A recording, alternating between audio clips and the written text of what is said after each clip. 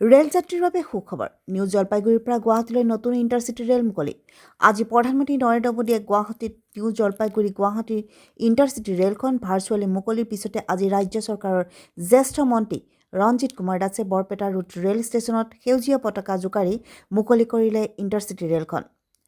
মন্ত্ৰীগৰাকীয়ে কোকৰাঝাৰৰ পৰা উক্ত ৰেলখনেৰে আহি বৰপেটা ৰোড ৰেল ষ্টেচনত উপস্থিত হোৱাৰ পিছতে বৰপেটা ৰোড ষ্টেচনত মন্ত্ৰীগৰাকীয়ে ৰেলখন ৰখাই ফ্লেগ জোকাৰি ৰেলখন মুকলি কৰে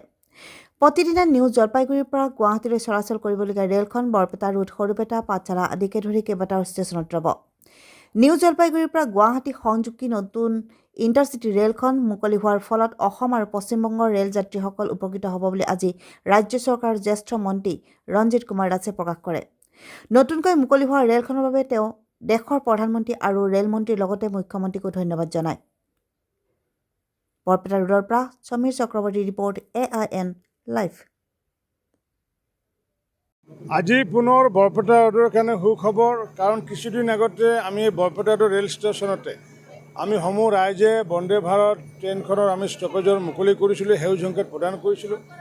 আজি মাননীয় প্ৰধানমন্ত্ৰী নৰেন্দ্ৰ মোদী ডাঙৰীয়াই গুৱাহাটীৰ পৰা ভাৰ্চুৱেলি আজি যি আমাৰ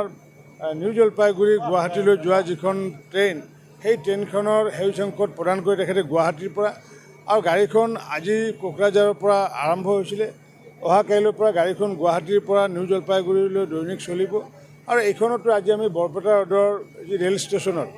আমি আজি সমূহ ৰাইজে একত্ৰিতভাৱে সেউজ সংকেত প্ৰদান কৰি পেলাই আমি নথৈ আনন্দিত আগন্তুক দিনতো যাতে এনেকুৱাকৈ বিভিন্ন ট্ৰেইন যাতে ষ্টপেজ দিব পৰা যায় এই ট্ৰেইনখনৰ ষ্টপেজ খন্তেক পিছতে সৰুপেটাত তাৰপিছত পাঠশালাতো হ'বগৈ গতিকে আমি অসমত আজি কিছুদিন আগতে 52টা ষ্টপেজৰ লগতে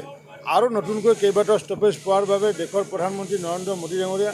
অসমৰ মাননীয় মুখ্যমন্ত্ৰী ডক্টৰ হিমন্ত বিশ্ব শৰ্মা ডাঙৰীয়া ৰেলমন্ত্ৰী অশ্বিনী বৈষ্ণৱ ডাঙৰীয়াৰ লগতে মই সমূহ ৰেল যাত্ৰীৰ সন্থাকে আদি কৰি সমূহ সকলোকে মই আন্তৰিক ধন্যবাদ জ্ঞাপন কৰিছোঁ বৰপেটা ৰোডৰ ৰেল স্থানীয় ৰাইজকণ মই আন্তৰিক ধন্যবাদ জ্ঞাপন কৰিছোঁ যিকোনো খবৰৰ বিজ্ঞাপনৰ বাবে যোগাযোগ কৰক 7896121996